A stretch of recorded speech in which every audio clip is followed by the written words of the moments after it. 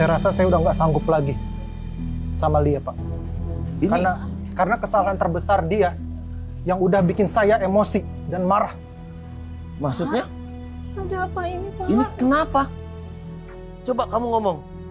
Ini maksudnya gimana? Yongki, dia. Nggak bisa, Pak. Kamu juga nggak bisa begini dong. Mama. Kata suami saya tuh bisa dibilang anak mami.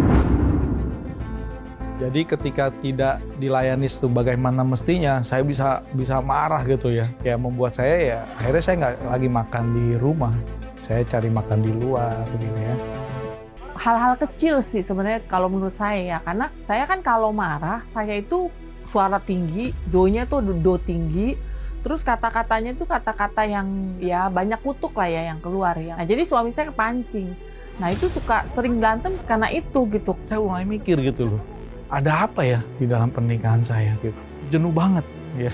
Sia-sia juga ya kayaknya menikah ini kayak begini gitu loh. Waduh, makasih banyak, Bos. Customer saya. Ya, dia bilang, "Oke, saya beli produk sama kamu, tapi ada syaratnya, kamu harus ikut Pria Sejati." Ya nanti Pak, saya bilang, saya janji deh sama Bapak. Nah, tapi pribadi ini juga pribadi yang takut akan Tuhan. Waktu dia salamin sama saya terakhir di depan pintu, "Kamu tidak berjanji sama saya loh Yongki. Kamu berjanji sama Tuhan saya, yaitu Tuhan Yesus." Waktu dia salamin, dia sebut Tuhan Yesus, itu hati saya yang der gitu ya. Seminggu itu saya nggak daftar PSJ. Tapi tidur saya nggak tenang gitu loh. Kayaknya kerja juga nggak bisa. Ya kayak ada sesuatu yang benar-benar membuat saya nggak tenang. Satu ketika udah saya putuskan, saya daftarin. Yongki, dia. Nggak bisa, Pak. Kamu juga nggak bisa begini dong. Kurang baik apa, Pak, selama ini saya? Apapun saya kasih, tapi dia malah bikin saya sangat emosi. Ini gimana? Kamu tidak bisa bicarakan baik-baik. Yongki, ada apa? Udah, pokoknya saya mau pulang. Saya udah nggak kuat. Yongki, Yongki, lihat, tolong jelaskan dia ada kamu apa jangan ini? diam aja. Saya bilang saya udah nggak sanggup urus anak mami, anak papi. Saya udah nggak bisa lagi, saya balikin.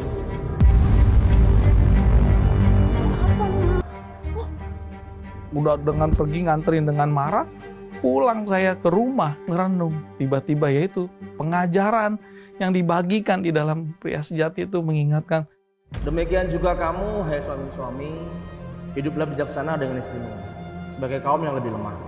Hormatilah mereka, sebagai teman pewaris dari kasih karunia, yaitu kehidupan, supaya doamu jangan berhalang. Jadi firman Tuhan ini benar-benar menguatkan kita sebagai para suami-suami, supaya kita bisa lebih menghargai istri kita. "Hai istri-istri, tunduklah pada suami." Nah itu, saya juga dulu udah pengen pegang ayat itu kalau istri saya nggak tunduk-tunduk. Ternyata suami-suami simak baik-baik, baca ayat selanjutnya lagi. Ingat, sebenarnya suami-suami harus apa? Hormatilah dan kasihilah istrimu. Jadi kita ambil bagian terlebih dahulu, suami-suami. Harus hormat, harus apa? Mengasihi. Ketika sesi terakhir itu baru saya ngerasain. Itu hadirat Tuhan itu benar-benar menyentuh hati saya. Tiba-tiba saya terjatuh dan saya diingatkan seluruh dosa saya, dan di camp itu saya ngalamin yang namanya penerimaan. Saya dipeluk oleh pribadi Yesus.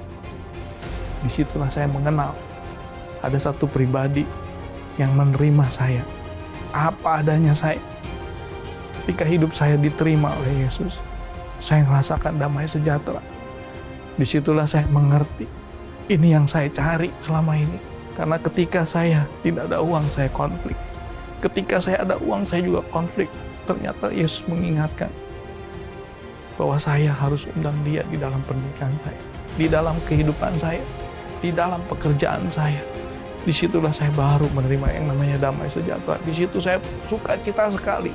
Saya nggak lagi menjadi pribadi yang takut akan dosa-dosa masa lalu saya gitu. Di saat itu juga saya ngalamin yang namanya sukacita. Kalau Tuhan bisa mengampuni setiap dosa dan pelanggaran saya yang begitu banyak, masa saya nggak bisa ngampunin istri saya? Ampuni aku, Tuhan. Aku mau berubah. Aku mau berubah. Saya tanggalkan ego saya nyetir lagi, saya jemput istri saya. Ma, Papa minta maaf. Kemarin Papa sempat emosi sama Mama. Papa janji, Papa nggak akan ngulangin kesalahan Papa lagi, Ma. Iya, Pak. Mama juga minta maaf ya, Pak. Kemarin Mama juga melakukan kesalahan. Papa mau Mama pulang ya sama Papa. Saya minta maaf sama mertua saya. Saya bilang sama istri saya, kondisi saya nggak ada uang, tapi saya mau bertanggung jawab. Saya adalah suami kamu, saya akan bayar utang-utang kartu kredit yang kamu buat itu. Saya bersyukur ya waktu itu, maksudnya suami saya mengalami pertobatan, suami saya ada di dalam komunitas, saya pun juga ada di dalam komunitas, dan saya bersyukur justru komunitas yang mengubahkan kami gitu loh. Saya yang dulu nggak ngerti gimana cara jadi istri, saya dulu nggak ngerti bagaimana jadi ibu, di dalam komunitas saya diajarin gitu loh, dikasih nasihat, dibimbing ya. Dalam pernikahan ketika saya dan istri mendapatkan juga pengajaran yang sangat penting, ya, saya ternyata tahu komunikasi saya adalah rusak. Saya tidak bisa mendengarkan dengan empati buat istri. Jadi waktu istri ngomong juga saya bilang udah nggak usah banyak ngomong dah. Saya udah tahu nih duit gitu. Saya punya pikiran dengan saya kasih uang, istri saya senang udah. Itu nggak ada masalah. Ternyata istri saya bukan uang, dia cuma minta ya didengerin.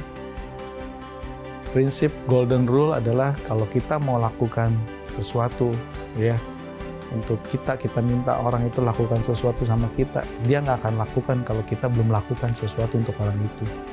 Ya, ini golden rule-nya di dalam firman Tuhan ya.